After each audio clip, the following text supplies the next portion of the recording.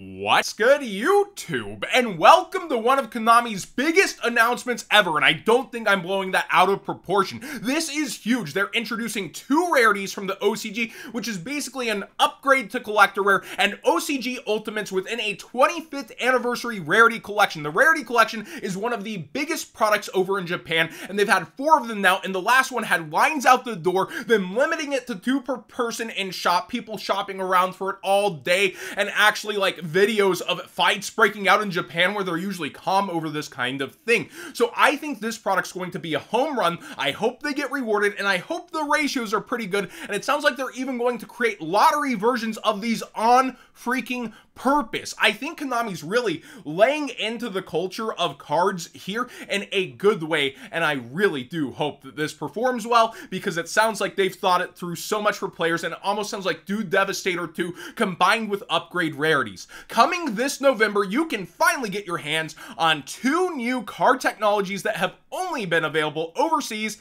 until now. The 25th anniversary Rarity Collection is a spectacular all-foil set with only 79 of the game's most popular cards, each available in 7 rarities, including 2 brand new rarities. The lowest rarity in the set, Super Rare, then Ultra Rare, Secret Rare, Quarter Century Rare, celebrating the 25th anniversary. Again, that's pretty much like Starlight Rares, but a bit different. Platinum Secret Rares, last seen in the 2015 Megaton, not to be confused with the Noble Knight Platinum Rarity. This is the sideways secret that looks kind of like it's got diagonal lines. It's not a Starlight Rare. It's called Extra Secret in the OCG, if you're familiar with that. We have the new prismatic style collector rares made with extra sparkle. I love that that's the only way they could describe it, but it's kind of true.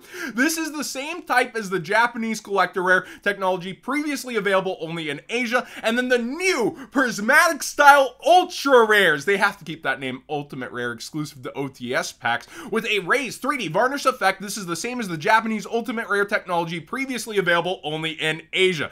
I've got some of these to show you that I just posted on Twitter for this video. Here's Triple Tactics Talent, and the raised effect is divisive. People call it sandpaper-like. They don't like that it's raised, and you might want to be double sleeving depending on how TCG quality control is on these cards. It's not OCG card stock, and some of them look amazing. The texture is actually etched and remind me of old school OCG ultis on some of these, and then on others it feels like there's a sticker on top and it's just collector rare, so they will vary greatly depending on the card, but this is an example exactly of one. And then here's Valor. It looks gorgeous in my opinion, and that's gonna, you know, OG effect Valor holders, you're gonna have some choices to make depending on how you feel about it. And here is their extra sparkle collector rare, which this is all throughout. It's not like just here depending where you tilt it. There's this literal like layer in almost shatterfoil, except it's not shatterfoil and it's super sparkly all over. I love that that's how they described it, because it's just how it is.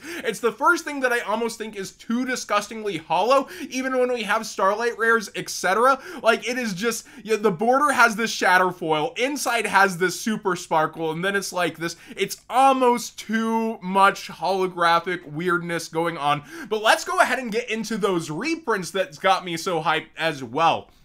Watch as your cards sparkle, shine, and gleam, and rarity so luxurious that you will be the envy of every duelist. Go into your next tournament well prepared with competitive mainstays that can go in any deck mainstays, like Ash Blossom and Joyous Spring, Nibiru the Primal Being, Effect Valor, and Infinite Impermanence. They said we have the hand traps. It's like Arby's got the meats, they have the hand traps. Ash Blossom was actually already going up from the structured X again. I think it was like $4 heading towards $5, so it's great to get all foil reprints of this. Unlock the full potential of your extra deck with the game-defining cards like Baroness de Fleur and Borreload's Savage Dragon. So Baroness is in here as well with another reprint, and fans of the anime will finally get another chance at obtaining Egyptian God Slime. So they're taking super expensive cards that are basically up in price by the model of how the legendary duelist existed, or duelist packs make cards super expensive, and they're going with fan favorites like Egyptian God Slime. This is awesome.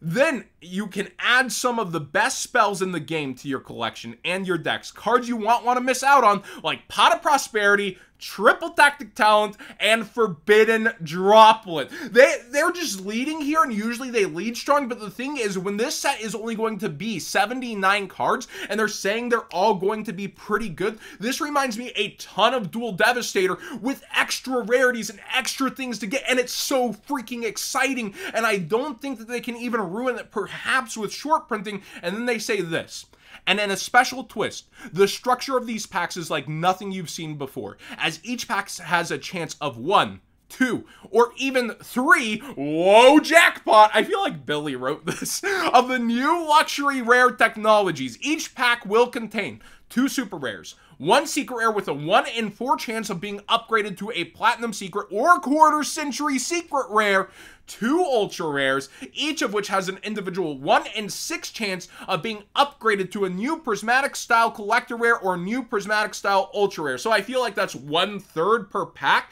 So basically they're saying, and 1 out of every 3 packs, you should be seeing a collector rare. 1 out of every 3 packs, you should be seeing a prismatic style ultra rare. Again, I think they'll go full out and actually go with the ultimate rare styling here, and they're just calling it ultra rare to keep OTS packs exclusive feeling for ultimate rares in the TCG, and they don't like that overlapping name. And with every card available in every rarity, you can collect matching copies or mix and match these rarities of your favorite cards. They want you to get them all like it's Pokemon. Understandable.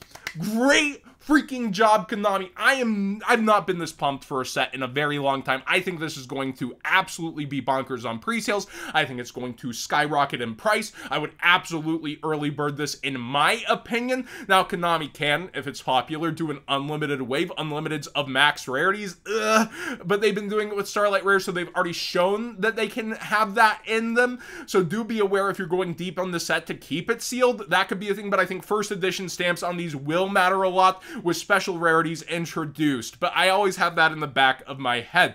Now, when it comes to the other thing, again, I just want to go back through these. Like, they look good in my opinion. We have another product announced, not quite as exciting, with that basically being the introduction product I think you should be buying. Yu-Gi-Oh! Trading Card Game 2-Player Starter Set. The new Yu-Gi-Oh! TCG 2-Player Starter Set is a perfect way for any new duelist to learn the ropes with a friend, their family, or by themselves. Using 2 different decks, go head-to-head. The starter set's 64-page comic book walks you through a scripted, non-randomized duel to teach Yu-Gi-Oh! TCG basics from the beginning, from your first draw card through summons, battles, to the extra deck, Synchro, and Xyz monsters. Hey, you want a Yu-Gi-Tube idea? Just go through this and act it out in a well-edited video, and it'll probably get some pretty good views from people who are still confused through the complexity of Yu-Gi-Oh! After completing the teaching duel, the decks can be reassembled to go through and used again as standard and complete dueling decks to launch the journey in the Yu-Gi-Oh! TCG universe. Each 2-player set includes 2 different 44-card decks, 2 40-card main decks, and 2 4-card extra decks, a total of 80 commons and 8 ultra rares. 1 64-page teaching comic book. I don't see the word pendulum summon there. Are you trying to erase history, Konami? I actually hadn't read through this yet. I just kind of glanced and read the cliff notes.